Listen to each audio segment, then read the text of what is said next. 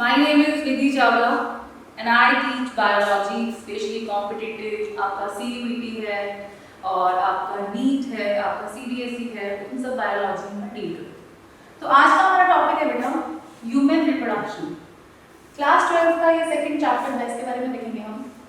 तो रिप्रोडक्शन जो है it is necessary for us for keeping our generations in this world. अगर ये नहीं होगा तो हमारी जनरेशन एक्सटिंक्ट हो जाएगी, खत्म हो जाएगी। हमारे यहाँ किसी भी organism if this process is not going on then this can be extinct, right.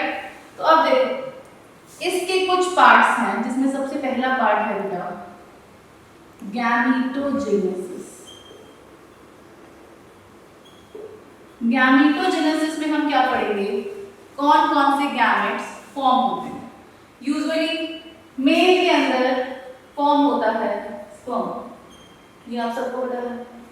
Female के अंदर जो गैमेट फॉर्म होता है उसे कहते हैं हम ओवम। ये दोनों की प्रोसेस क्या है, गैमीटोजेनेसिस। इनके अलग अलग नाम भी हैं, वो है बेटा स्पर्मेटोजेनेसिस, जिस प्रोसेस से स्पर्म बनेगा, एंड oogenesis जिससे ओवम बनेगा। ये वाला प्रोसेस मेल में होगा, ये वाला प्रोसेस फीमेल में होगा, राइट।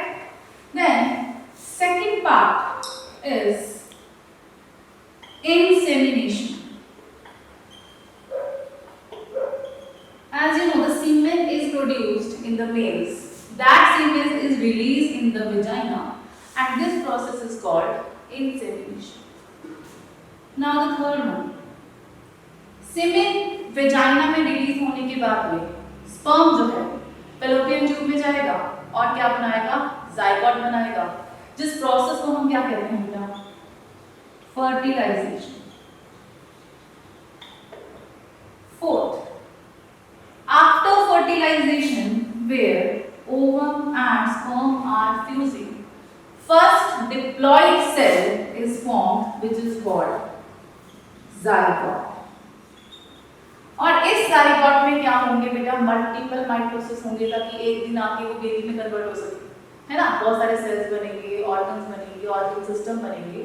तो वो ज़ाइगोट के अंदर जो मल्टीपल डिवीजन्स होते हैं उन डिवीजन्स को कहा जाता है बेटा फिर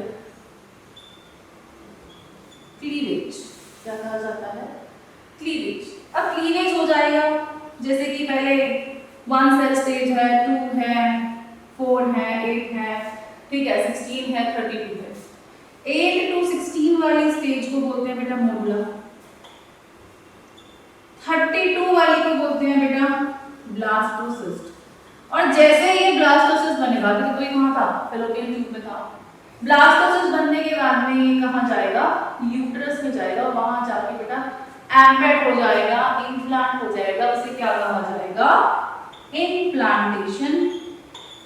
और जब तक बेबी मदर की यूट्रस में है उस टाइम पीरियड को कहा जाता है गेस्टेशन पीरियड। जो ह्यूमंस में कितने दिन बेबी मदर की यूट्रस में रहता है भाई, 9 मंथ्स। अगर हम एग्जांपल लें एलिफेंट्स का, तो बेटा एलिफेंट्स में ये रहते हैं, प्रेगनेंसी जो रहती है एलिफेंट्स के अंदर वो रहती है बेटा 18 मंथ्स। तो अलग अलग ऑर्गेनिजम्स की अलग अलग गेस्टेशन पीरियड है। उसके बाद में जब बेबी कंप्लीटली डेवलप हो जाएगा तो उसे बाहर रिलीज करते हैं, उस प्रोसेस को बोलते हैं हम पार्चुरेशन। तो ये था बेटा basic intro of this chapter, and then we will study all this topics in detail. For that आप हमारे चैनल पे आए, सब्सक्राइब करें और बने रहें ऐसी वीडियोस के लिए। Thank you.